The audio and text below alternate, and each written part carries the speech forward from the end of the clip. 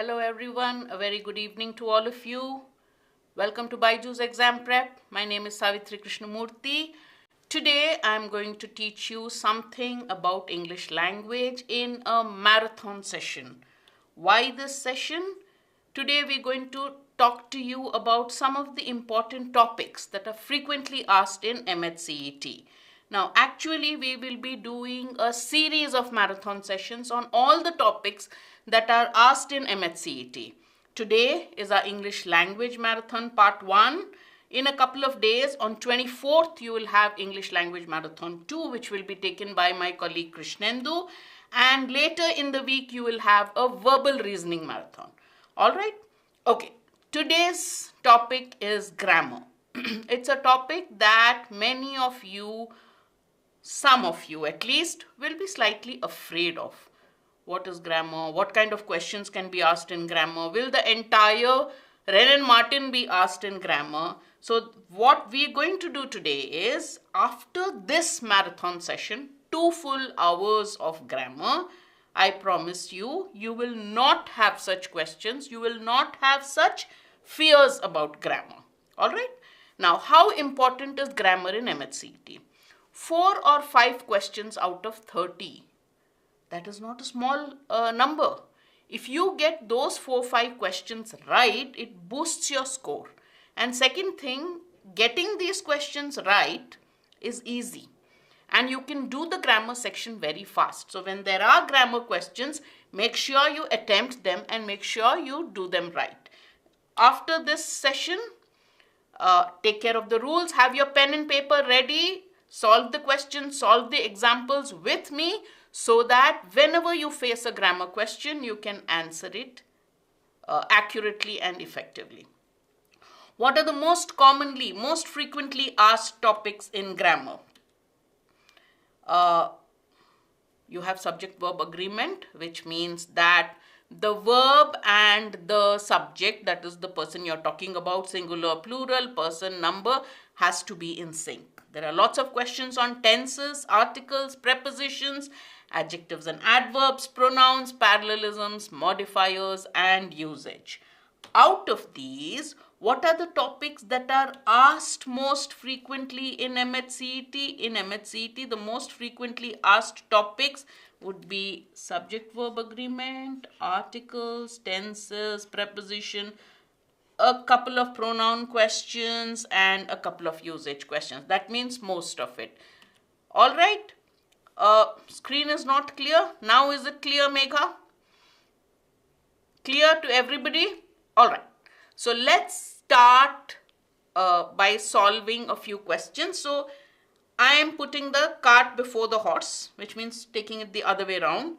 Instead of Harshita, what is not clear about it? What is not clear about the screen? The font is too small? It can't be. Yeah, all right. Let's solve a few questions. And then after you solve the question, I will tell you about the concept. I will clarify the concept. Otherwise, I'll be teaching you only the concepts and you will not be answering any questions because we are trying to solve an entire grammar section, which is so many concepts in 2 hours. All right. The first question. The board discussed the matter yesterday. Select the correct statement. This is the question. Select the correct statement. The board discussed the matter yesterday. All right. This is MH-CET law, right? It doesn't matter if it's 3-year or 5-year, but the key thing is that the grammar questions are the same. All right. The board discussed the matter yesterday. The board has discussed the matter yesterday. The board discussed about the matter yesterday, or the board has been discussing the matter yesterday. I'm seeing lots of B, A, B, B. So it's either A or B, lots of B's. Harshita, it's only blurred for you. Others are able to see. Why don't you refresh your page and come back or check your net? All right. Okay. Those of you who marked A, why not B? Quickly give me an answer. Those of you who marked B. The correct answer is A. But let me ask you the question. Those of you who marked A, why not B? What is the mistake with B? This is a question on tenses. Quickly, anyone can give me the answer. Now, you know that tenses are of three types: present, past, and future. And each of the tenses has different forms: simple, perfect, perfect continuous, simple continuous, perfect, and perfect continuous. The rule about perfect tense, that is has done. Perfect tense goes in the form has done. Why is it called perfect tense? Because the action is complete. Why is it present perfect? Because there is a connection with now. Now, the moment you say yesterday, like Lakshmi, Gonappa, Simran and Ocean have mentioned, yesterday indicates that the action is already done and the time of action is the past. There is no connection with the present. So present perfect tense should never be used with a word which indicates the past tense. The board has discussed the matter, full stop is correct. But the board has discussed the matter yesterday or in the morning is wrong. Clear? When an action is given and the time of action is mentioned and that adverb of time is in the past, you should use the simple past tense. Present perfect tense is never used with a word which indicates past time. Is the rule clear? Everybody? I have met her. Correct. I have met her yesterday in the morning, 1 week back is wrong. Alright? Okay, very good. Let's move on to the next question. Select the correct statement.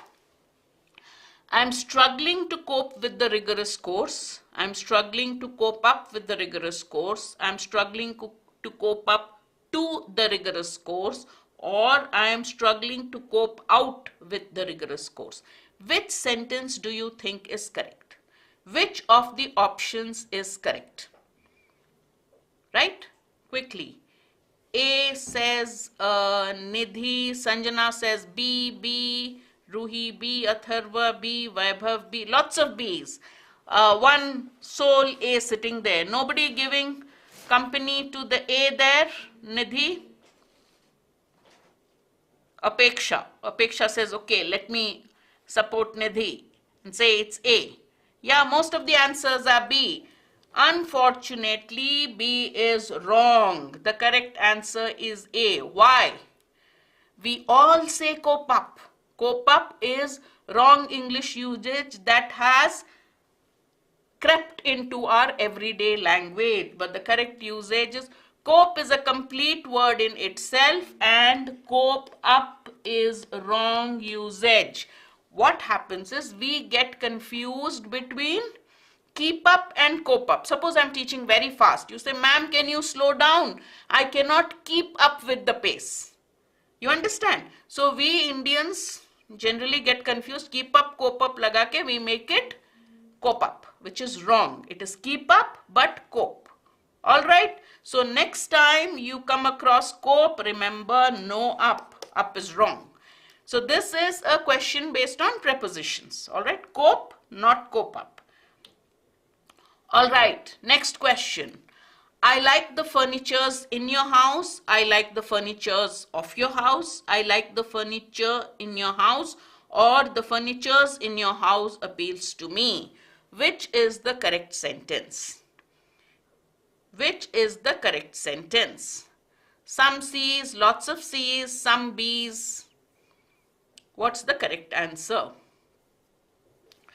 Two doubts. One is two differences: furnitures in, furnitures of, furniture in, and furnitures in, and this is appeals to me, the other way around. All right. Okay, lots of C's and C it is. Why? Because furniture is an uncountable. It's a collection of tables and chairs and anything else put together becomes furniture, not furnitures. It's an uncountable noun. its plural should not take an S. Furniture is singular, furniture is plural. If you want to express any plurality of furniture, you should say the pieces of furniture or anything else, but not furnitures. Therefore, I like the furniture in your house is the correct answer. No, A and C are not the same. A and C are not the same. A says furnitures. Understood? Yeah. I went through it 2-3 times. Errors were all correct. Well, I think all the errors have been corrected. All right. So the rule is, what is an uncountable noun? An uncountable, a collective noun which stands for a collection. So it is a collective, it's also an uncountable. Now, what is an uncountable noun? A noun whose plural does not take an S. You cannot express the plural of an uncountable noun with an S. So it has to be furniture, equipment, all right, not equipments, right? All right, next question. Next question. I have got many works left to complete by the end of the day. I have got many work left to complete in the end of the day. No, first one is works by the end of the day, work in the end of the day. I have much work left to complete by the end of the day. I have many works to complete by the end of the day. Which do you think is the correct answer? Question 4. Please mention the question number. Okay, everyone. All right, lots of C's. Mention the question number. Of course, I'm following you. Excellent. Why? The same reason as the earlier question. When you're talking of the quantity of work, you do not add an S. And the word before to tell you how much, how many, this word is called a determiner. And the determiner for work has to be much, not many. Many students attended my class. Much work is left to be done. All right. Many stones in this area. Much food left in the fridge. Got it? Excellent. All right. Next one. Many is wrong. Works is also wrong. All right. Next one.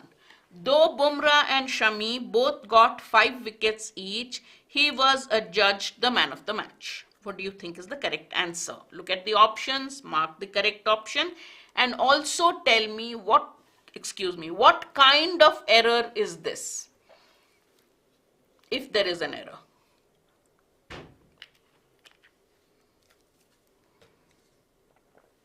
Question 5. Though Bumrah and Shami both got 5 wickets, he was adjudged man of the match. Shivani says, I think it's B, I guess. All right.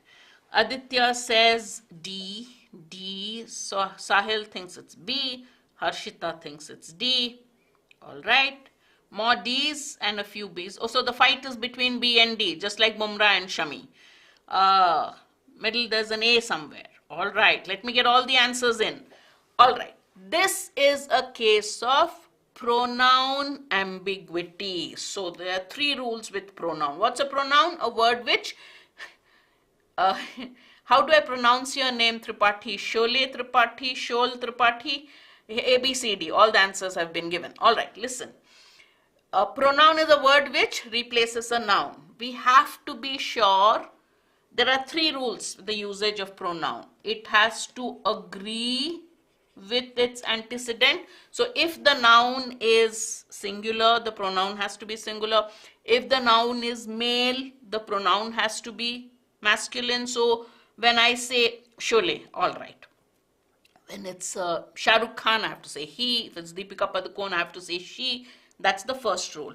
The second one is reference.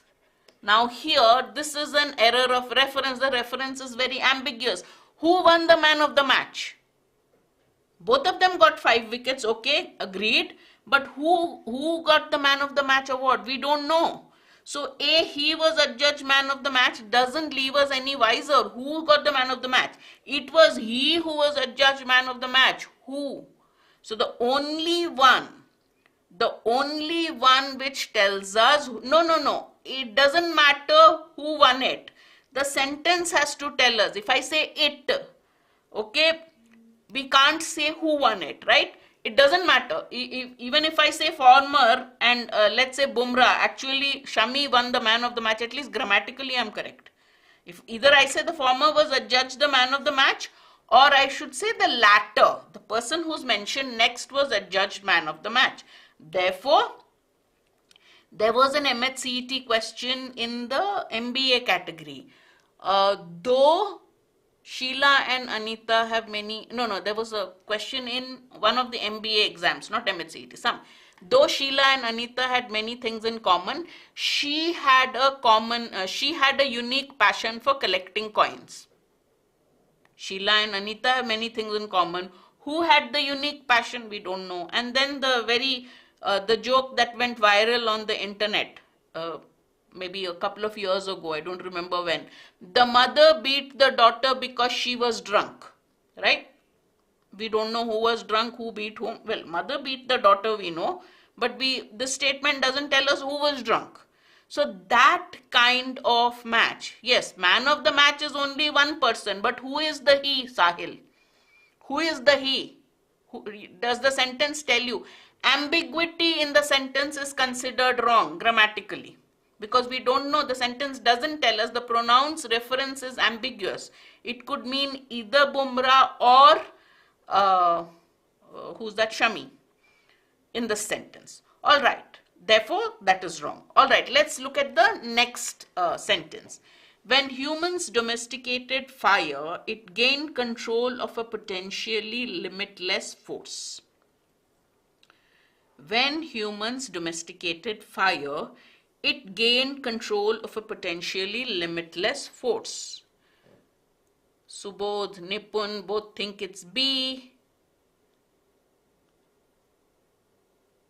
Mrinmay thinks it's B. Harshita, lots of B's coming in. Anybody with any other option? All right. Now the it here would obviously refer to the fire. Now fire didn't gain control of a potentially limitless force. So this is a case of subject-verb agreement.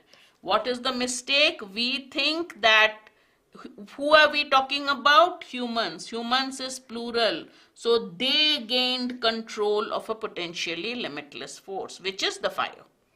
They controlled fire, and with fire they got control of a potentially limitless source. Clear? All right, that was an easy question. Next one. He saw the actor driving out of his villa. He saw the actor driving out of his villa. Question 7. Simran and Vinanti, I hope you've understood the earlier question. Please mention the question number when you are answering, so I can know which question you are answering, okay? Krishna, please mention the question number if it is 7. He saw the actor driving out of his villa. Okay. I've got lots of A's and D's so far.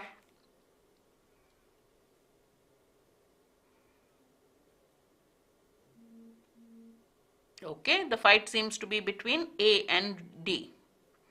All of you who said A, all right.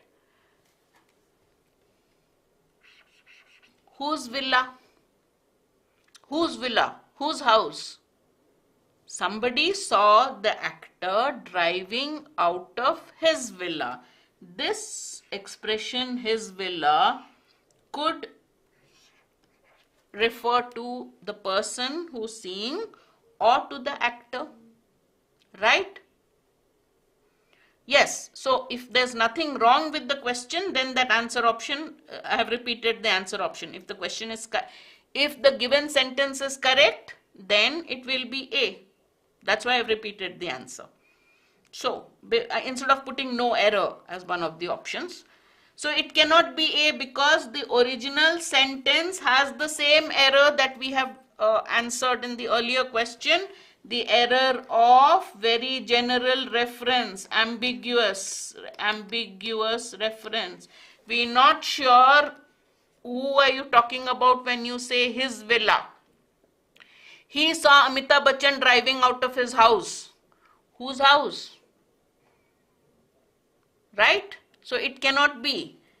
Kiran saw the actor driving out of his villa. Again, even if it is Kiran or Karan, it doesn't matter.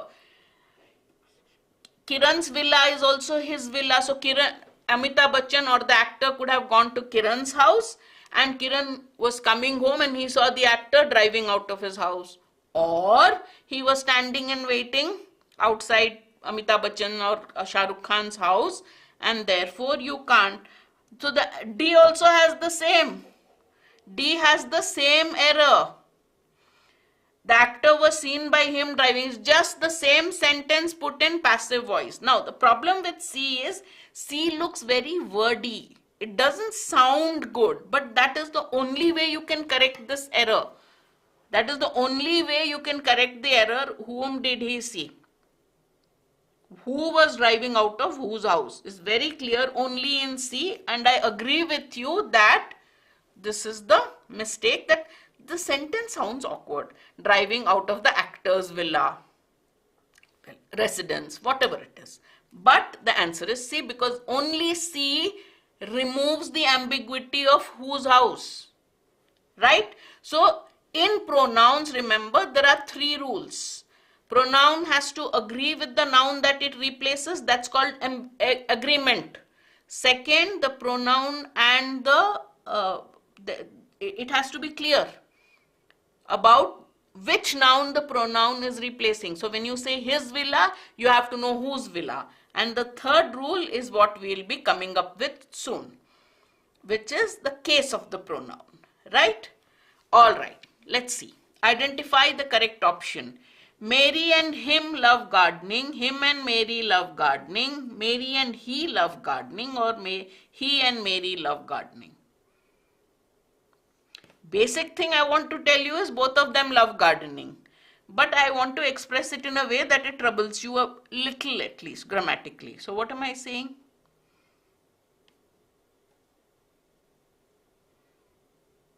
Okay, lots of C's and D's. It doesn't matter, Vaibhav. We only try to correct the sentence. So when I am trying to give you options, I can add anything in the options. Right?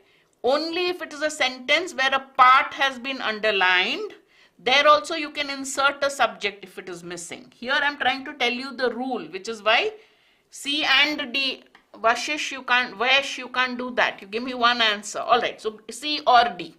Okay? Alright. So you got the case right. What is the case of a pronoun? I, you, he, she, we, they. These are all called the personal pronouns because they're talking about people. Me, him, her, us, them. These are also called personal pronouns, but they are different from this. What is the difference between this and this? The difference between this and this is called a difference in case. So I'll say I saw Rohit Sharma. Alright. Now if I want to replace Rohit Sharma with a pronoun, what will I say? You know who I am talking about, then what will I say? I saw him. Correct? Suppose I say Rohit Sharma talked to or saw. What will I say here? I don't use I here. I use me here. So here, why do I use I? Here, why do I use me? Because when you look at it grammatically, this sentence, when you break it up, this is the subject, this is the verb. What did I see? Whom did I see? Becomes the object of the verb. When you use a pronoun as the object of the verb, it has to be used in this case because this is the objective case of the pronoun. Now you understood what me means, right, Aditya? So when I say I saw him, but I'll say he saw me. He saw me. Why? Because here the person doing the seeing is the subject. So it will be in subjective case. I, you, he, she, we, they are the subjective cases of the pronoun. Me, him, her, them are the objective forms of the pronoun. So in this question, all of you got the case correct. What did you get wrong? Another minor rule of grammar which says when you have two subjects in different persons, should you say Mary and he or he and Mary? It should be Mary and he. Alright? So the answer is C. The order, first person, second person, third person, the order is also important. So instead of not he and Mary, but Mary and he. Alright? Okay, next one. Guys, we have lots of questions to finish. So concentrate on the question and let's do it fast. Alright. The house belongs to my sister and I. The house belongs to my sister and me. The house belongs to my sister and myself. No, this should be myself.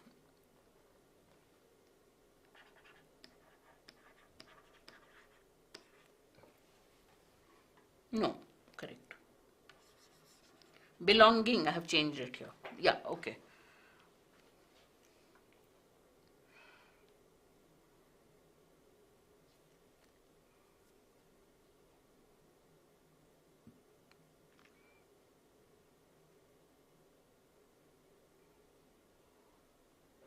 Okay. The same rule, guys. I'll just put this like this. It is the same rule. The house is the subject. Belongs is the object. Okay? Belongs is the verb. Now this is called a compound subject. When you have two subjects joined by and, you call it a compound subject. If you have a pronoun acting as part of the subject, you treat the pronoun as if it is occurring alone. Ignore all other subjects. So will you say, my mother and I went to the mall, or do you say my mother and me went to the mall? Now ignore this. So what will you say? I went to the mall. You don't say me went to the mall. So therefore, whether it's your mother, brother, sister, or all of them together, here, because it is the subject of the verb went, you have to say I. You won't say me. But if you say this belongs to whom? Here it is the object of to, or my mom scolded my brother and I or me. Again, ignore your brother. What will you say? My mom scolded me. You don't say my mom scolded I. So what will your answer be? My mom scolded my brother and me. Same way, the house belongs to my sister and me. A is wrong. Sister and I is wrong. The house belongs to I. My mother scolded I. Do you say that, Simran? No. So A is not correct. Therefore, the answer is B. The house belonging to my sister and me, here belonging is not a proper verb which is acting as a proper verb. Therefore, this sentence is incomplete. Belonging to my sister and me is being sold today, you have to say. So this is an incomplete sentence because belonging is not a proper verb acting as a main verb in this sentence. Alright, belongs to me and my sister, the order is wrong. Got it? Therefore, the correct answer is the house belongs to my sister and me. Any subject where you have two subjects joined by and, if there is a pronoun and you are confused about should I say I or me, treat the pronoun as if it's occurring alone. I went to the mall, my mom and I went to the mall, my mom, dad and I went to the mall. Same way, the teacher scolded my friend and me. The teacher scolded me, friend and me, friend, friend's brother, sister, anybody else, and me. So treat that, then you will never make a mistake. Got it?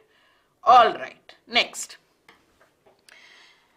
Us teachers love books and reading.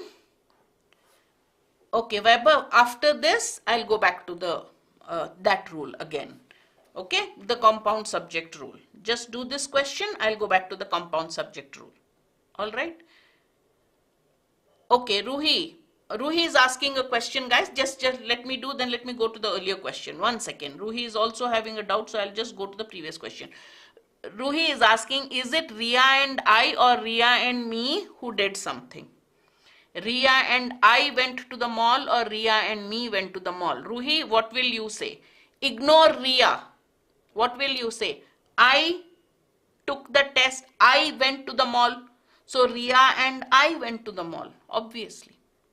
All right. So whenever you have two subjects joined by and, one of them is a pronoun and you have a doubt about should I use I or me.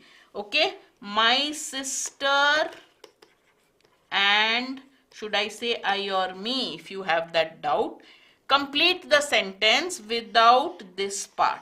Only treat the pronoun as if it's the only subject there. So you will say I went to the mall, right? So whoever and I, it does not matter. The pronoun is acting as a subject. It is part of the compound subject. Therefore, it will be I. So whenever you are in doubt, treat the pronoun as if it's occurring alone. Then you will not get it wrong. The doctor checked me. The doctor checked my friend and me. Got it? All right. Let's go to question 10 now. Us teachers love books and reading. Ourselves teachers love books and reading. We the teachers love books and reading. Or we teachers love books and reading. 10. What's the answer? A, B, C or D? Us teachers or we the teachers or we teachers or ourselves teachers?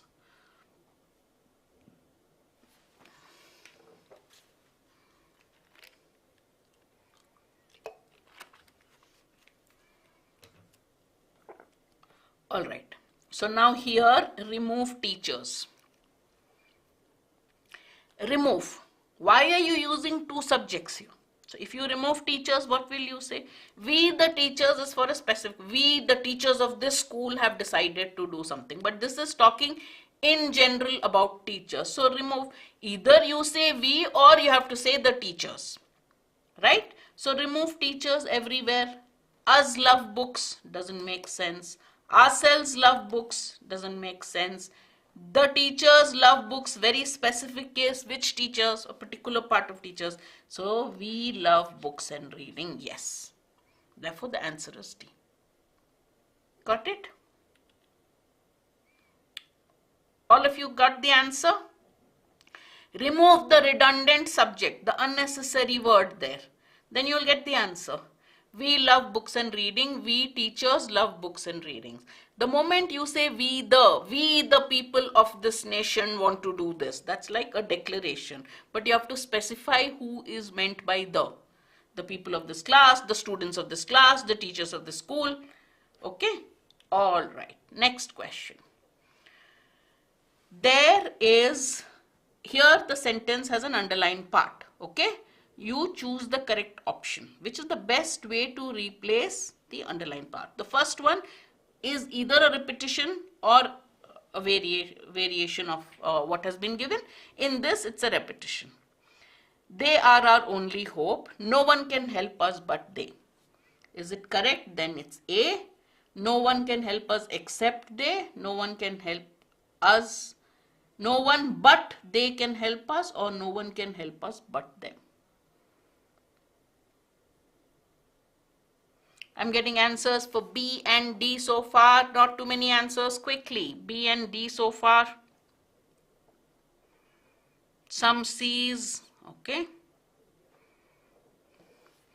All right. Now we come to the next concept. Okay. So what are the three rules we learned? That pronouns have to agree, agreement rule we've done, ambiguity. In case, what is the first rule we learned? When you have a compound subject, that is two subjects joined by an and, treat the pronoun that as if it's occurring alone and decide whether you want to use the subjective or the objective case of the personal pronoun. Should I use I or me? Should I use he or him? We did that rule. Ria and I went to the mall. My mother scolded Ria and me. Got it? The second one is that whenever you have a pronoun following a preposition. What are prepositions? Think of all those short words, not nouns, not adjectives, not pronouns. Those become prepositions, either prepositions or conjunctions. Now, the word but and except, they act. So, but can act as a preposition and as a conjunction. Think of normal prepositions: to, for, from, with. Okay, just I'm telling you how this rule came about. Give the book to me. This gift is for him. I got a lovely present from her. Please go with them. What form of the personal pronoun am I using here? To, for, from, with are prepositions. What form of the pronoun am I using here? Am I using the subjective case or the objective case? Me is the objective case. Him is the objective case. Her is the objective case. Them is the objective case. Because words which follow the pronoun prepositions are governed by the prepositions. And therefore, if a pronoun follows a preposition, it has to be governed by the preposition. So, it has to be objective. Got it? Understood? So now, when but means except, it's a preposition. But can also act as a conjunction. If you will say that, do you think she'll crack CLAT or MH-CET? I don't know. She's smart but lazy. Here, actually, it's acting as a conjunction. She is smart. All of you, but she is lazy. Now, I don't use this. Here, it is joining two clauses, so it's acting as a conjunction. But when but means except, everyone went but some person. Everyone passed but one name, you will say. Then it means except, then it's a preposition. So here, but is a preposition. So which is the objective case of they? Them. No one can help us but them. It doesn't matter whether that but is used in the middle of the sentence or at the end. In both cases, it has to be them, him. Everyone came on time but her, not but she. They is wrong. They is the subjective case. I told you but is a preposition, so the pronoun has to be in objective case. Except also is correct, but here this is wrong. This has to be them.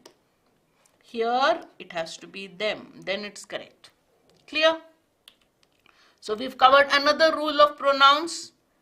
All right, let's look at the next question. My parents gave my brother and I a present. My parents gave my brother and myself a present. My parents gave my brother and me a present. My parents gave myself and my brother a present. Let's see. We've done this rule. Therefore, you all have to get this right. Compound subject, subject case or objective case. Quickly give the answers. I'm not spending much time on this question. Excellent. 100% C answers. C is the correct answer. All right. That rule has been drilled into our brains. We are not going to make a mistake on this rule. All right. Next one. Please don't interfere. The matter is between my husband and me. The matter is between my husband and I. Please don't interfere. The matter is between my husband and myself, or between myself and my husband. Question 13. Question like 11. Ruhi, let me finish 13. Which one is the 11th question? Let me think. Alright, we have 50 questions to cover. Alright, I'll go back to 11 if I can. But, alright, let me give you the clue. Between is a preposition. What does that make it? My husband and I or me is a compound subject. So what will be the answer? Please don't interfere. This matter is between my husband and me. What is the 11th question? I'll give you another example if I can. Alright, next question. Identify the correct option. Relative pronouns are who or whom, which and that. Now, the general rule is you use who with people, who or whom with people. This question asks you to either use who or whom. So that's a case, again a question of case. For the subject, you use who. For the object, when that is the relative pronoun is acting as an object, you use the objective case. Doesn't help you if I tell this. If I simplify it, I'll tell you. Now, you use which or that with inanimate objects, animals, things. Alright? The difference between which and that, have I covered that question? I don't know. PV Sindhu is the player. I want her to win. Look at this like this. Okay? PV Sindhu is the player. I want her to win. Join these two sentences. Okay? Now, when you join these two sentences, see if the who or whom, what are you replacing this? What are you replacing? If you are replacing her, the word you want is whom. If you are replacing who, he or she, then the word you want is who. So here, PV Sindhu is the player. I want her to win cannot be who. Just break it up into two. Wanting to win doesn't make sense. Is the player whom I want to win. Got it? Whenever you are in doubt about who and whom, break the sentence into two parts and join. If you are replacing he or she, then you know you have to use who. If you are replacing her or him, you know you have to use whom. This rule has helped me a lot when I was in school. Others I used to get very confused. Alright, next one. This is a variation of last year's MH-CET question. See, MH-CET, we have only memory-based questions. And what students told us, we got a question like this, I think it said this. Based on that, I have added my own names, but the concept is the same. Either Rohit or Virat, let's stick to correct names, have attended the function. Correct or wrong? Either Rohit, which part is correct? Either Rohit or Virat have attended the function. Which part is wrong? And why? Okay, lots of answers for C. Why? You've given me the correct answer. Thank you. Why? Somebody type in why. Had, Ruhi, problem with had is past tense doesn't have singular plural. Correct. It will be has attended because here's the rule. When you have two subjects joined by or no, we are again going back to subject verb agreement. No, they have, we've heard that they have attended the function. They must still be there. So there's nothing here which indicates that it's purely in the past. No, this thing is given. Alright. Or, nor, either X or Y, neither X nor Y. The rule is make the verb agree with the second mentioned subject. X or Y, X nor Y, either X or Y, neither X nor Y, whatever. Whenever you have two subjects joined by or, nor, either or, neither nor, two subjects, make the verb agree with the second subject. If that is singular, your verb will be singular. Virat is singular or plural? Virat is singular, so my answer will be singular.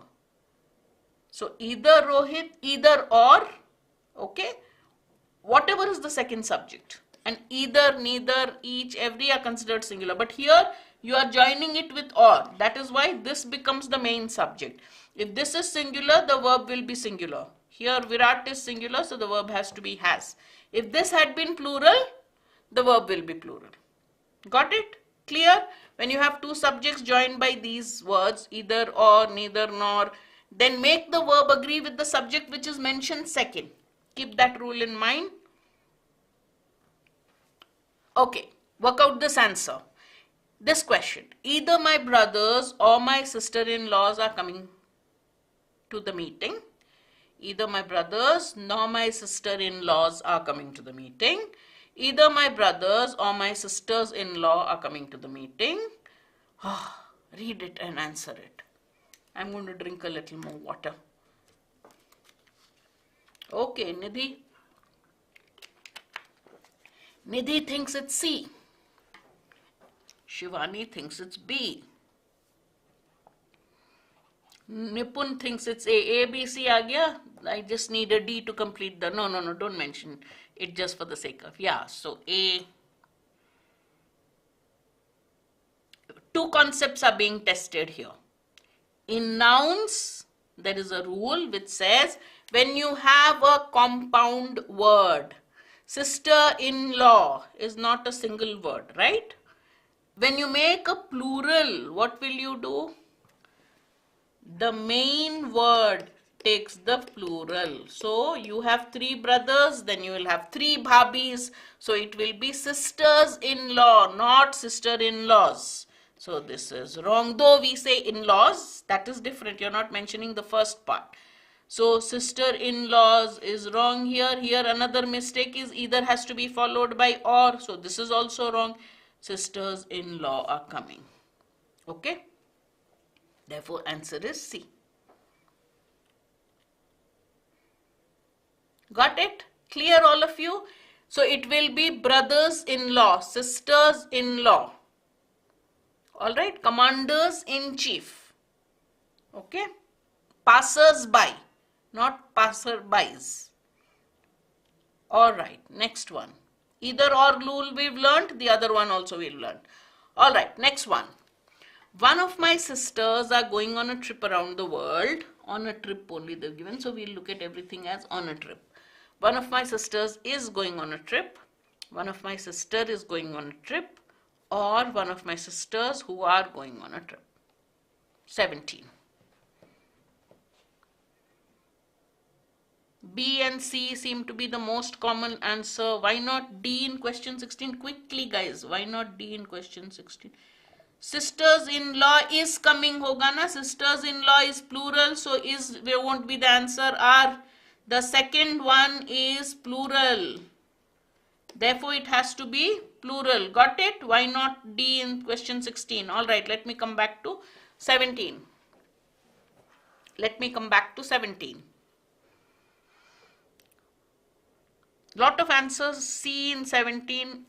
One of my sister is wrong. Then you can say just my sister is going on a trip.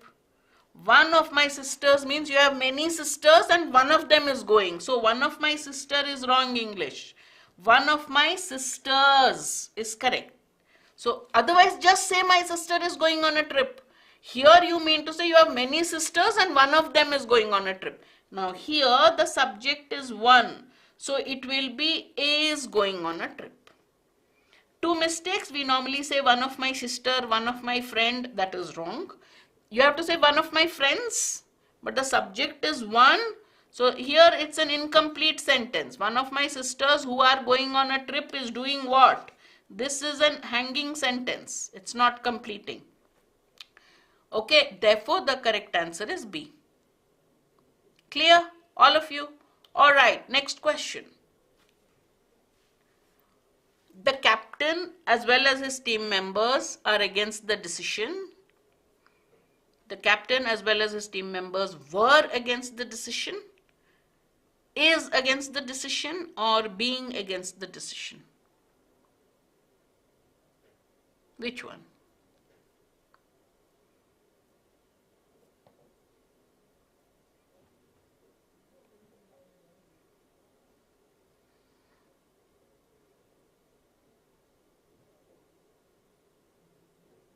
18. The choice seems to be mostly between A and C. A couple of B's are creeping in. Now a couple of D's too. Now, the rule is when you have a subject followed by words like as well as, together with, just with, accompanied by, along with, these are all called prepositional phrases. When you have a subject followed by this, these are normally mentioned in commas. So they are considered parenthetical. That means these should be ignored. They are not part of the main sentence. So in this question, what is the subject? The captain. This part is additional information. It is part of a prepositional phrase which is not part of the subject. So what identify the subject in this sentence? The captain.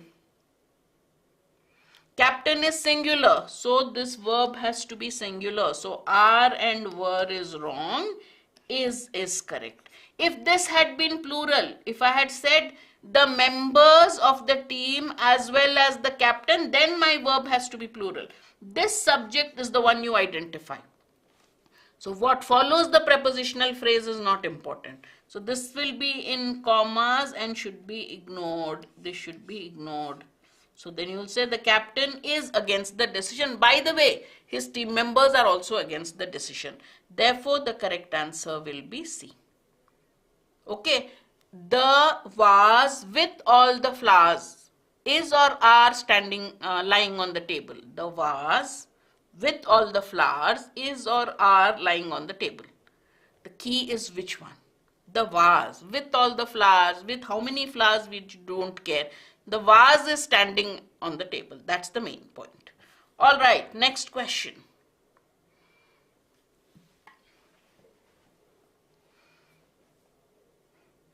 Next question 19. Question 19, what's the answer?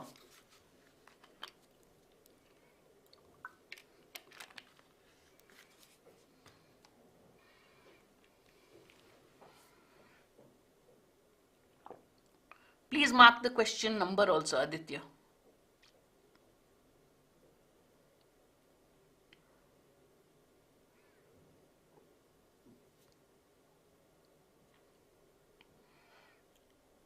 Okay, you've heard of nouns, singular in form, plural in meaning, plural in form, plural in meaning, and plural in form, singular in meaning. There are three kinds of nouns. When I say news, plural in form, singular in meaning. So I'll say no news is good news. Economics is a tough subject. Right? That is one. The other one is when you're talking of words like trousers, spectacles, tongs, scissors. What are these? These are words which are always in pairs. Look at these. Trousers, 2 legs. Spectacles, two lenses. Tongs, again like this thing, it has 2 parts. So therefore you have to use plurals. So you will say are the spectacles in the case, not is the spectacles in the case. There is a pair of spectacles here, but you don't say is the spectacles. Are the scissors sharp? My trousers have gone for a wash. These jeans are perfect fit for me. Alright? So are, and you should not say spectacle. What's a spectacle? You create big drama in class, then you say she was a spectacle in class. Something that you see like that. Spectacles means chashme. So therefore, are the spectacles in the case. The scissors are sharp. Alright? Okay. Fill in the blanks with the correct word. These test your knowledge of prepositions. In prepositions, I can only tell you what is the correct answer. I can't tell you why it is correct, because that is the way it is used. Okay, the same preposition for different, there are no hard and fast rules. It's mostly usage. So in prepositions, I get very confused. What I do is I don't think. Your instinct is always correct. Just mark whatever sounds correct without thinking and you'll get it right. She hanged herself dash a piece of cloth. Okay, should I say hanged or should I say hung? I have a doubt here.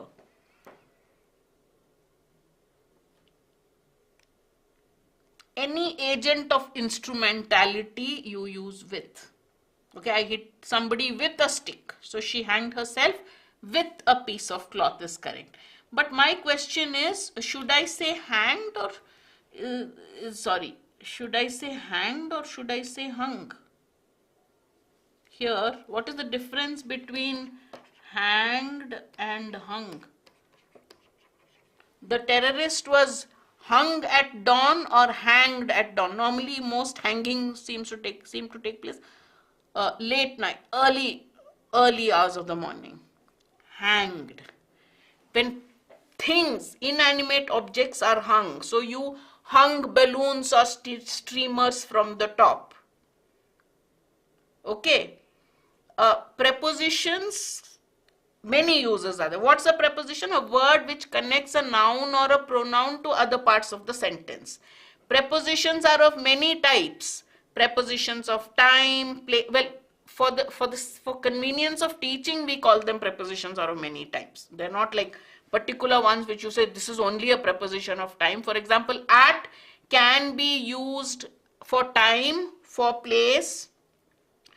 So surely I cannot tell you use. I will only tell you what is the correct use of a preposition. So they connect a word, a noun or a pronoun with other parts of the sentence. So when they give you a sense of time in the sentence, we call them prepositions of time. For example, for a particular point of time, we will say at, right? This class started at 5 p.m.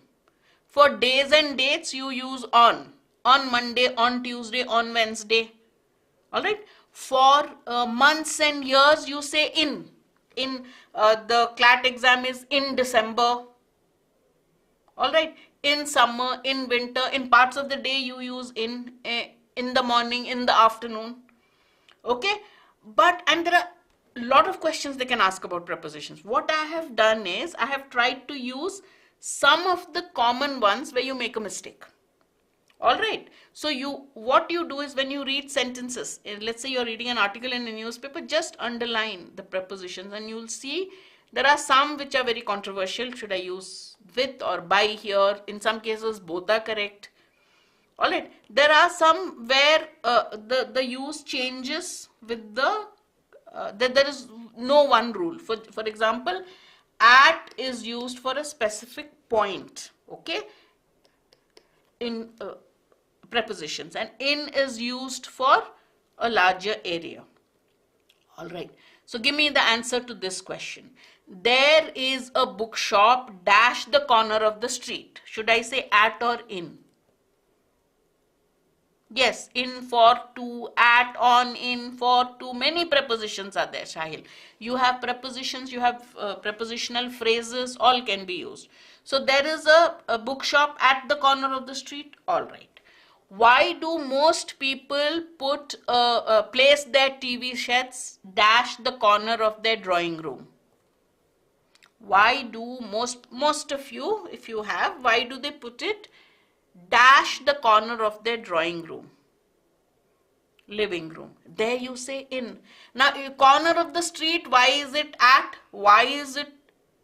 That's the way it is. So there, the logic you cannot really use. You say it's idiomatic. Idiomatic usage, we say. It's used that way. And that's why in prepositions, there are not too many rules. It's more like this is correct. Why is it correct? You research and you find out, I would say. All right? Okay. I'll give you lots of those examples of at and in if we have time. All right, next one. I tried to do some of the more important ones. For bigger places, we use in, but sometimes, like bigger places, airports are considered points. So you'll say the plane stopped at Delhi on its way to some whatever place, Frankfurt. Airport we'll say at. All right. Goes to office on foot. Okay. For modes of travel we say by car, by train, by bus, but on foot. Okay. Don't say by walking. All right. Okay.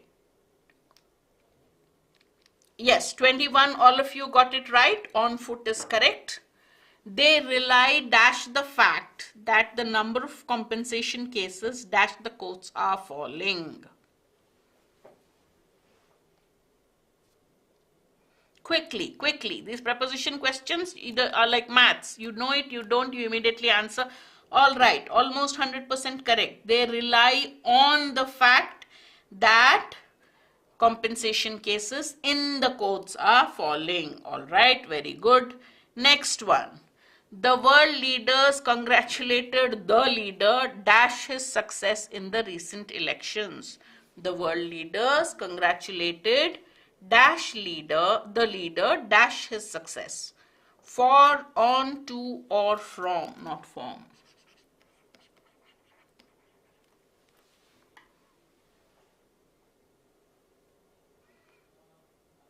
Lots of B's and C's, some A's. Yes, you congratulate people on their success. I gave her a gift dash her birthday. Tell me this question. Just put it as extra question. 23 done. Answer is B. I gave her a gift dash her birthday. On her birthday, not for her birthday. Excellent. All right. We are doing very well. All right. Perfect. Excellent. Okay, I'm very happy. Let's go to the question 24. Cultures differ not only dash one part of the world dash another, but even in the same region. Read the entire sentence and then look at the options. Always. The meaning is important. Read the entire sentence. Complete the sentence so that it is meaningful.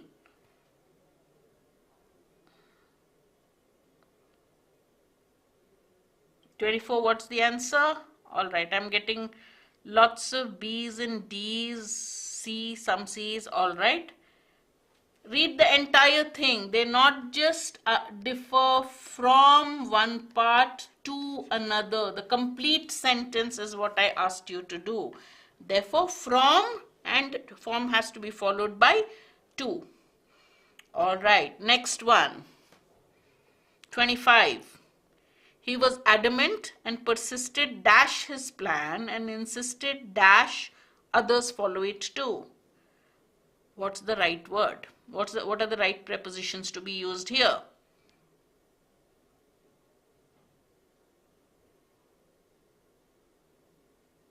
Confused? Pallavi, mark some answer. Then I'll tell you. I have chosen questions where you will be confused. The more slightly difficult ones.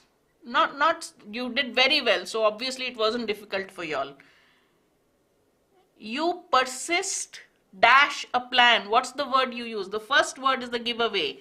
You persist with a plan and you insist on others following. So he persisted with a plan and he said others also must follow it. So the answer will be insisted on. All right, you persist with something. Got it? Okay, next question. From here it starts, sorry. Dash music dash 1960s was the best music in the Indian film industry.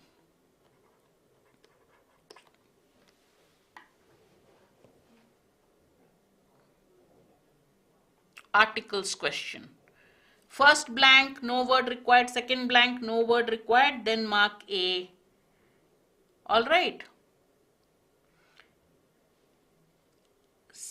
If it is B, then first is the, second no word required. No article is required. So I could have marked an X, but that would have required directions and you had to read the instructions.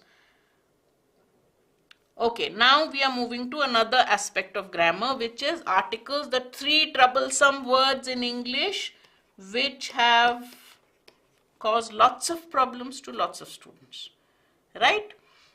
A and an are called indefinite article, the is called the definite article. What is the difference between a and an? Based on the sound of the word, the starting sound of the word. If it has a vowel sound, you put an. If it has a consonant sound, you put a. The for very specific instances. That's the most common thing. And there are others also, like musical instruments, you use the. For ranks, you use the. For superlatives, you use the. Now, we are talking of not 1960, we are talking of the decade that is 60s. So do we say music of 1960s? The music of 1960, and again we are not talking of music in general. What do you like? I like music. That is different. But we are talking of the music of the 60s because you're talking of a specific decade. You're not talking of 1 year. I was born in this year. That is fine. But you're talking of a specific decade. So the answer will be the music of the 60s. Got it? Very most commonly asked question. So keep this in mind. This question, note it down, because generally we fall into the trap. We don't notice the tiny s following the decade. Both have been specified. Good. All right. Next question. If you are in the habit of listening to rap, all right, you will mark the wrong answer, because in rap the lyrics all are a little skewed. बहुत कुछ नया है इस class में, lots of new things. I still have another half to go. I'll start racing like Shatabdi Express now. No, I think I'm doing good time. 1 hour for half. Okay, all right. I haven't got no money. I haven't got any money. I haven't got a money. I have no any money. I haven't got any money. Easy one. We don't make mistakes like this. All right, quickly. Next one. All right, now think of the meaning first. Whenever you're given sentence correction, remember it's not always grammar and rules. Always think of what did the author, the speaker, intend to say, and based on that say which one is the most sensible option. This is one of that. Some of you can argue with me, what if he meant this, okay? But what do you generally say? What do you think the speaker meant here? If that is what he meant, then he or she meant, then which would be the correct answer? Right? This is the question of when we have adverbs. There are two things that you need to do with adverbs. Use the right word, use the right adverb. You get confused between adjective and adverb. And the placement of the adverb is important. Did you eat slowly or did you cook slowly? Some students would say, what if I cooked slowly? Normally, nobody here does slow cooking. So you probably meant I slowly ate the lunch that I had cooked, not I ate the lunch that I had cooked slowly. Okay? It's more the meaning rather than anything else. Quickly now. We come to this part is we are going into a slightly different mode called modifiers. Now let me just quickly tell you what's a modifier. It is a word or a phrase. Phrase is a group of words which make some sense, which don't have a verb in it or a subject in it. So on the tree, under the table, these are all called phrases. And modifiers are these kind of words or phrases which give you extra information about in the sentence. All right. So in 29, there are two types of modifiers. One is called a misplaced modifier and one is called a dangling modifier. Okay. A misplaced modifier is the earlier sentence I gave you where we misplaced slowly. I ate the lunch that I had cooked is a complete sentence in itself. Why have I added slowly? To give you extra information. Alright, So I'm not telling you which is correct here. I have still not come to the answer, Mansi. So that question 28 was a case of a misplaced modifier. All right. I bought a sari at a store with a lot of zari. Now this with a lot of zari here talks is following shop. So grammatically I'm telling you the shop had a lot of zari. But what I meant to say is I bought a sari with a lot of zari at a shop. Got it? The second one is whenever you find a sentence starting with an ing word followed by a proper sentence, that's called a dangling modifier. Now why do we call it dangling? Because sitting on the grass doesn't tell me who is sitting on the grass. So this is a dangling phrase. It doesn't have a subject. Who becomes the subject here? An insect. If you meant to say the insect was sitting on the grass and the insect bit her, then it is correct. Is that the meaning you are intending to give me? No, what you meant to say is you were sitting on the grass or she was sitting on the grass and the insect bit her. The insect was also hiding in the grass and it bit her. Therefore, here this doesn't make sense unless you mean the insect was sitting on the grass.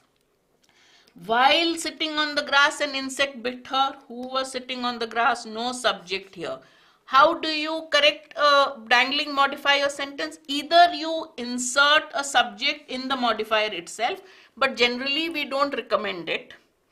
We recommend that you change this to the subject. But here what I have done, I have inserted the subject here. While she was sitting on the grass, what happened to her? An insect bit her. I can change this to while sitting on the grass, she was bitten by an insect. That's also correct. Clear? Understood? Okay, let's do one more example of this sort.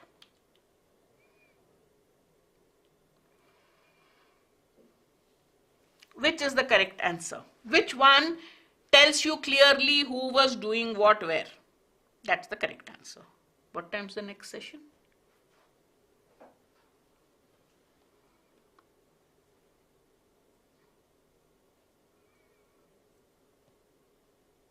All right, now you've understood. Easy. All right. Here I cannot keep this like this and change the second part. 30, all of you clear? So you just have to be clear who was walking on the road, not the coconut. While walking in the shade, the coconut was not walking in the shade. Wrong. Coconut well on her head while walking in the shade. Who was walking in the shade? We don't know. So only this has the subject. Therefore, D is the correct answer. All of you got that? So whenever you get a modifier question, and some of them can be very funny. All right, next one. Quickly. Quickly, we have a lot of questions to do before in another half an hour. All right, quickly. All right, start. He dash worried about something. You're looking at somebody's face, a frown is there. Yeah. Lots of answers for A. Why not B? A is the correct answer. Now tell me why not B? Why is seeming wrong? Why is just he seems worried? There are certain verbs which you do not use in ing form, and seems is one of them. I am wanting to speak to you.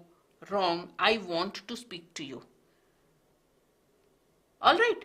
So there are certain words. Similarly, when think talks of an opinion, when you think of think as an opinion, okay, something that they are called verbs of perception.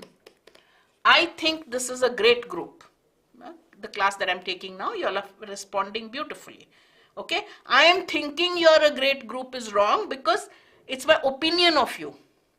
So I should say think, not thinking. But I can say I'm thinking of retiring. I've grown too old. 2 hour classes, my legs are aching. I'm thinking of retiring.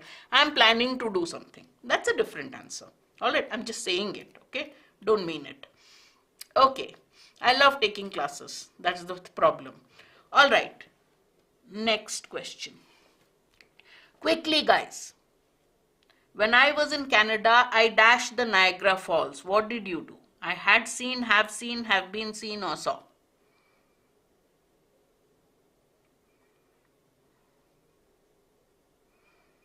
So the rule here, the difference between saw, have seen is not there because the sentence is in past tense.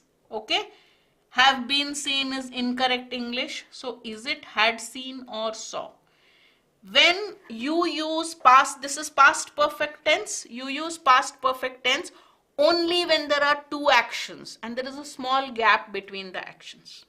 Alright, this is a clear case of only one action and where it happened. If you see two actions and one action happening a little before the other, then only the past perfect tense is to be used. Otherwise, use simple past. Alright, next one.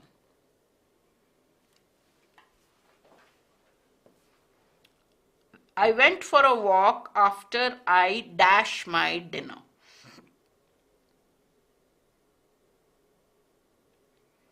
This is a slightly controversial question. Aditya, this is that answer. This is the answer to that. This is an example of two actions. You had dinner, you went for a walk. Alright, the earlier action has to be expressed in past perfect tense.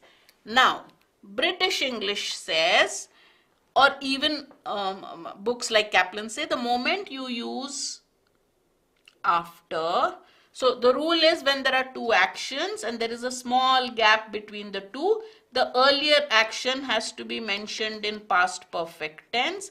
The latter action has to be mentioned as simple past tense. You reached the airport, okay, but you reached so late. In Bangalore it happens because the traffic is very bad. You reach and then they say gates are closed. So you say when I reached the airport, the gate had closed. Alright, earlier action. Gate closed, then you reach the station, the airport. Alright, now why did I give you this question? A slight controversy. When you use after, certain grammar books tell you when you use words like before and after, it is clear which action happened first, so B should be correct. But in grammar, especially in undergrad aptitude tests, they stick to the conventional rules, and the conventional rule says, okay, this had stands for the perfect tense. Had completed my homework. This is the past participle. This is the verb that you are using with it. Here, had is that past participle, and the second had stands for eaten. So what is the correct example? Yes, they can be used together. This is an example of where they have been used together. I had my dinner. Matlab kha chuka tha. I had eaten my dinner. That's what you meant. Got it? Alright. So the answer is C. B, some books will tell you B is correct. I gave you this question so that you have the had thing. You will mark this in the exam, which is why I have given you, because some of our students lost marks in this in one of the MBA aptitude tests, which is why I gave it. Okay. All right. Next one. Next one, quickly.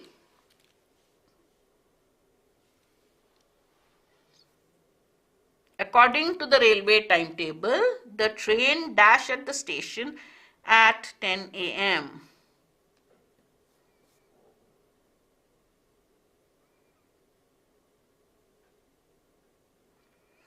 Again, remember, grammar, the rule is when you can express an action in simple tense, always prefer the simple tense to ing phrases. I will be coming to office tomorrow. Why? I will come to office tomorrow. Okay, this is not correct. Shall arrive, shall is not used unless it's in the first person. So the doubt is between this and this. Both are correct technically, but only this is used. Why? Because the rule says when it is part of a fixed schedule, you use the simple present tense to talk of a future event. College reopens on June 1st or July 1st or August 1st. We normally don't say college will reopen. Okay, so technically both are correct, but this is preferred. So should you get an option between A and B, A is correct. All right, got it? All right, next one. When you are talking of a prospect in the future, okay, or when you're talking of a condition, I thought that, in these things, what do you use? Simple present tense is used for, so when you look at a sentence, you decide whether the action is only three things, whether the action is going on now, happened in the past, or is talking of future time. In that, you decide the four forms. It will be too much time to decide the four forms. I told you the common mistakes. One is when you're talking of habits, you use simple present tense. I drink 4 cups of coffee every day, not I am drinking 4 cups of coffee every day. When an action is continuing, like it is raining, means it is raining now. But the moment you talk of a time from the past to now, like for 4 hours, or like I will say, I have been teaching since 5 p.m. Sorry. Okay, not I am teaching since 5 p.m. because I've given the time period. The other confused one is where I gave you that the confusion between past tense and when to use past perfect. If it is just one action, use simple past. If there are two actions with a small time gap in between, then only the earlier action is to be expressed in past perfect tense and the latter action in past tense. Clear? Okay. Should and would both are correct here. I thought I would get this. I thought I should get it. Okay, because it's a conditional sentence where you're saying your expectations. You're not sure. I thought I should pass. I thought I would pass. Both are correct. Okay. All right. Next one. Again, we go back to prepositions. Both be and both should and would both are correct. All right. Next question. I went to office dash a cab. It was raining, so I decided to do something.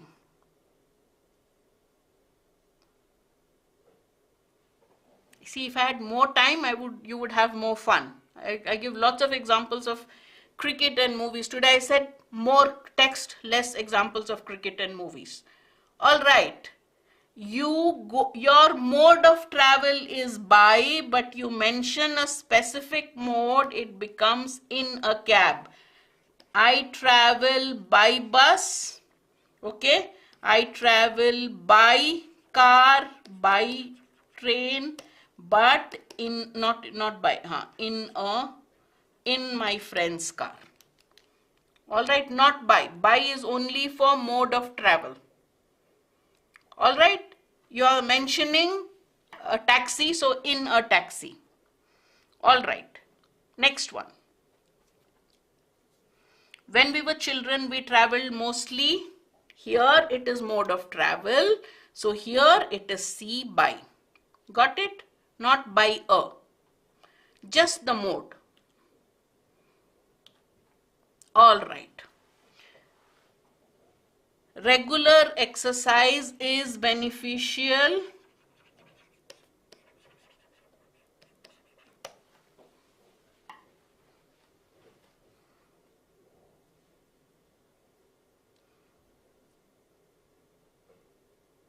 Okay, remember, don't look at Google Guru. It will give you all wrong answers. It is beneficial to health but good for health. Okay. Beneficial to health but good for health. All right, not B, answer is A. Something is good for health, something is beneficial to health. And don't trust me, please look up Cambridge. See, when you have a doubt in grammar, look at Cambridge dictionary, which is a dictionary grammar book, or Oxford English Learners Dictionary, which is again a dictionary cum grammar book. So you'll put beneficial, it will give you 4-5 sentences with beneficial and you'll know what it is. I do that. Even now I do it when I'm in doubt. All right, next one. he is liable dash a fine. I know the correct answers, and also doesn't matter, Omkar. One more time when you watch the video, you will not make mistakes. I've tried to put, because it's a marathon, I have clubbed all or as many concepts as I can. So slowly when you look at it again, you'll not make mistakes. And I've chosen the harder ones, right? So it's okay if you make a lot of mistakes. Just learn from them and you know the right answers. All right. You are liable. All right, I'm seeing all kinds of answers here. You are liable to a fine, means you are likely to be fined, but you are liable, responsible for your family's debts. Got it? All right, next one.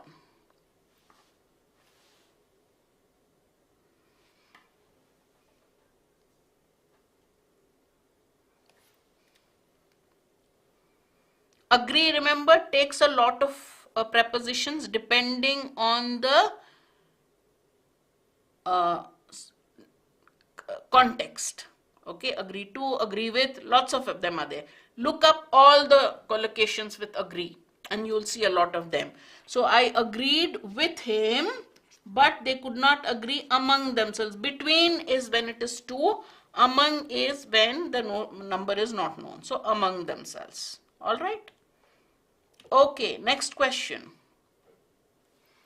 These are the ones that confuse most students, so I have included some of the usages. No sooner had the game started, dash, it started raining. Then, but, than, or so. Only people of my generation use this English. Nobody in the present generation uses expressions like no sooner, but in the exams they ask. Therefore, you should know it. All right, very confusing. A lot of students make a lot of mistakes here. Therefore, no sooner has to be followed by, many of you got that right, excellent, than. All right, next one. Scarcely had I locked the door, dash, the phone started ringing. No sooner, scarcely had I locked. Now, no sooner is different. This expression is different. But do we use the same word here? Than, then, when, or as. Yes, many of you got that also right. The answer is C. Scarcely had I done something when it started raining, phone started ringing. Excellent. All right. His knowledge of Indian ragas are immense, is immense, were immense, being immense. Please put the question number because there's a slight lag, you know. Sabko pata hai is good. Some of the answers you should know. All right. Knowledge. What is the subject here? Identify the subject. A subject is not ragas. Subject is knowledge. So answer is A. His knowledge is immense. The cost of these houses is rising, not are rising. Got it? All right. Next one. The teacher with all her students dash gone on a trip. Write the question number. Mansi, question number.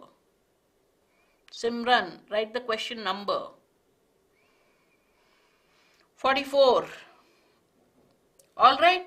Rule is prepositional phrase rule. We've done it before. This is more like a review. The teacher has gone on a trip with all her students is the parenthetical expression that is not to be taken into account. Okay, excellent. Next one.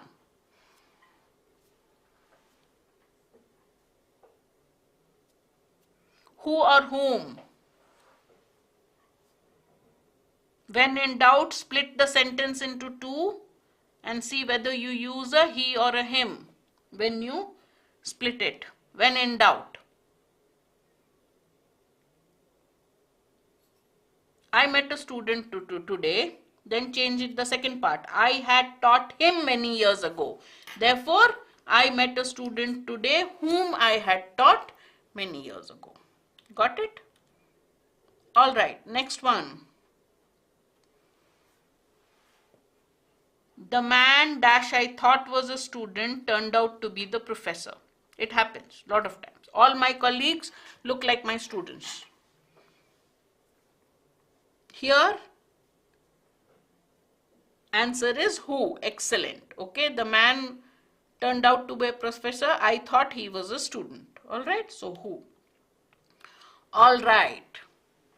We're coming to another rule of grammar where some students make a mistake. So I wanted this rule to be, I wanted you to know this rule. Lata Mangeshkar was one of the greatest singers that dash ever lived. Whenever you use superlatives like greatest singer, tallest man, you don't use who or which or whatever, you use that. You don't use who, you use that. So that part is correct. So what do we say? Has or have. Why have? Why have? Because here we are not saying one of the greatest singers. We are saying Lata Mangeshkar is singular, was, we have finished. Singular, singular is gone. One of the greatest singers that. The that is replacing what? It's a relative pronoun. What is the that referring to? Singers. Singers is singular or plural? Plural. Therefore, your verb has to be plural. Got it? So whenever you have who, which or that in the sentence and you have a subject-verb agreement question, look at the word that the relative pronoun is replacing. It is replacing singer, so we use have. Excellent. Okay? All right? Okay. I will talk to you about the somebody wanted syllogisms. In 5 minutes we'll talk about that. 2-3 more questions to go, then I'll talk to you for a couple of minutes. None of his films dash done well in the box office. Is none to be treated as singular or plural? That's the question. So the rule is the prepositional phrase that follows none is important. Here the prepositional phrase is of his films. So when you're talking of films, are you talking of amount or number? You're talking of amount or number? None of his films, none of the students. Am I talking of number or amount? I'm talking of number. When you're talking of number, here you're getting the impression of plurality or number. When you get the impression of plurality or number, your verb has to be plural. If I say none of the money was recovered, none of the students were interested, none of his films are doing well. Got it? So now, words like none, some, majority, the phrase that follows it is important. So if I say most, for example, most of the work is or are done. Now work, this part, work is you get an idea of singular or plural. No, was is not plural. I have done half. Were, no, were is plural, no, Omkar. Okay, work is done. But if I say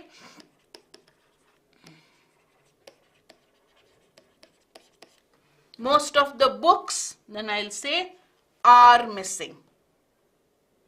Okay, none of the jewelry is missing. None of the jewels are missing. A majority of the students are interested in law. A majority of the population is law, lives below the poverty line. Got it? Same thing with some. Some, most, majority, fractions, 2/3 of the city is in ruins. 2/3 of the farmers are poor. Okay, now just an example. All right.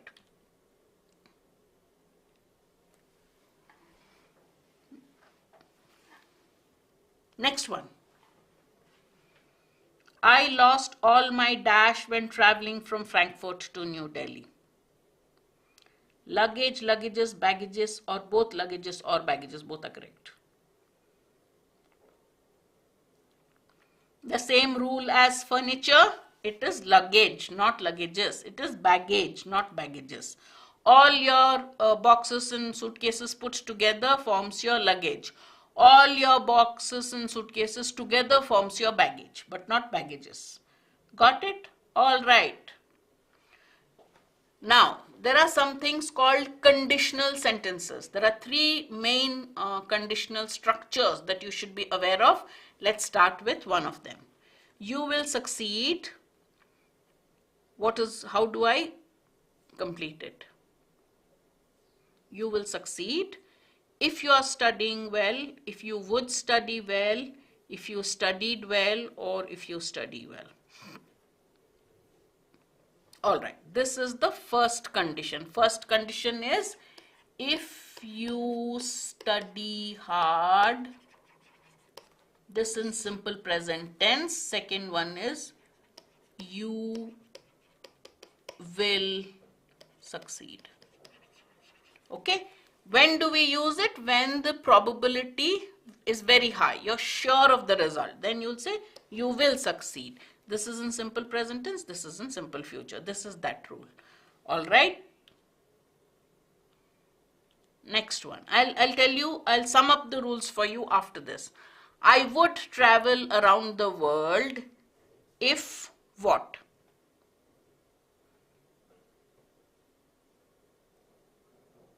I'll give you all three structures at the same time and tell you one of the major areas where they insert the error.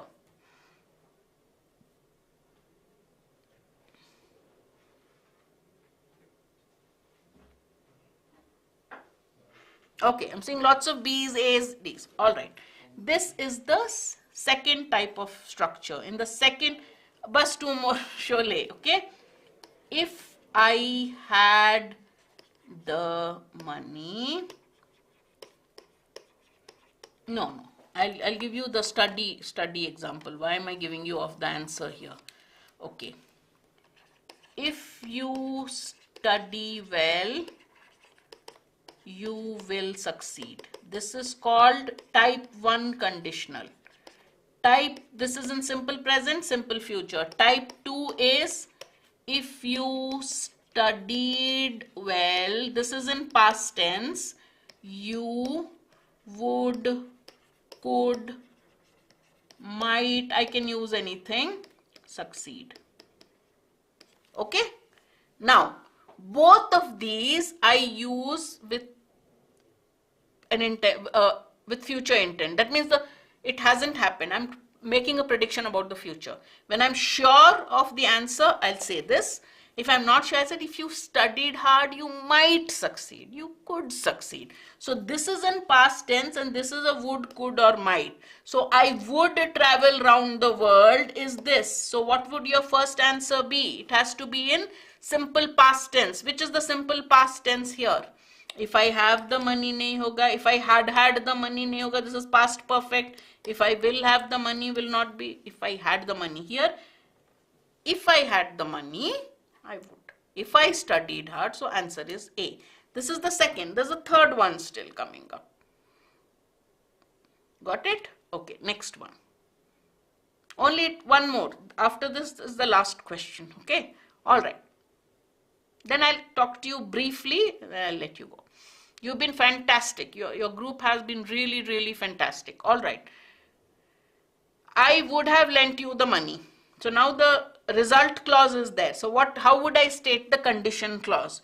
If you would have asked me, if you would just ask, if you ask, or if you had asked. This is the first two, condition 1 and 2 were, the actions have not happened. I'm talking of the future. This is, it's already happened. Okay, then the answer will be if you had asked the money or had you asked, I would. So this is in past perfect and this is would have. Got it? Now remember, the if clause can be used at the beginning, can be used later. In this I have put it at the beginning. In the other two sentences I put it after the result clause. The if clause, whether it's mentioned at the beginning or later, should never have a will or a would in it. If it rains, class will be cancelled. If it will rain, class will be cancelled is wrong. If you would have asked me, I would have lent you is wrong, because the if clause does not take a will or a would. The if clause structure is if you study hard, if you studied hard, and if you had studied hard. These are the three you need to remember.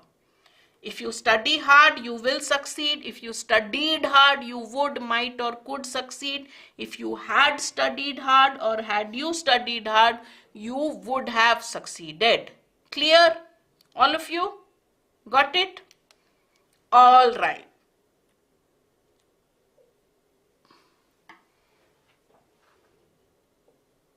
All right, next one. And the last question of the set before I take your questions. On grammar, not anything else, 5 minutes, and then I'll let you go. What's the correct answer? This is what Sholay has been trying to tell me, that when are you going to end? You told me only 50 questions. Why are you giving 51 and 52? All right, so now I'm asking you.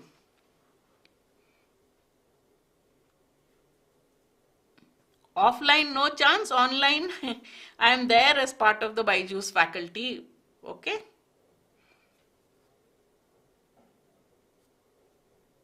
All right, because you have mentioned the time.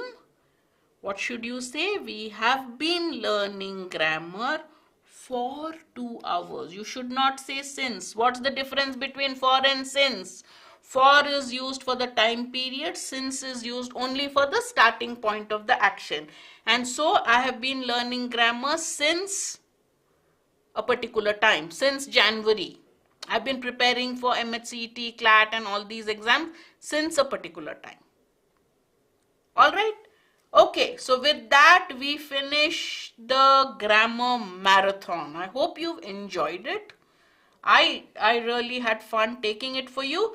Do watch our videos, watch this and go through the concepts. I tried to keep it concept specific so that yes, when the duration is mentioned, you mention for. The time period you mention for. Only the starting point of the action we use since. All right. So we'll cover the next few topics in the next session. 24th, Krishnendu will take it. And again on 29th, somebody said syllogisms. In the verbal logic session, we'll cover all the questions which will be asked in verbal logic. All right, so if you like the session, do press the like button, follow us, download our app. There are a lot of practice sessions on our app. There are a lot of tests on our app. You can see those and you can subscribe, download our app for a lot of current affairs feeds. They have totally revamped the app and it looks lovely, lovely now. I just managed to see it today and I loved it. All right. So thank you so much. You've been a fantastic class. I love taking it. I will see you very soon in yet another session. Until then, study hard. The harder you work, the better you get. All right. Bye-bye. This is Savitri Krishnamurthy signing off for BYJU'S. Bye, guys.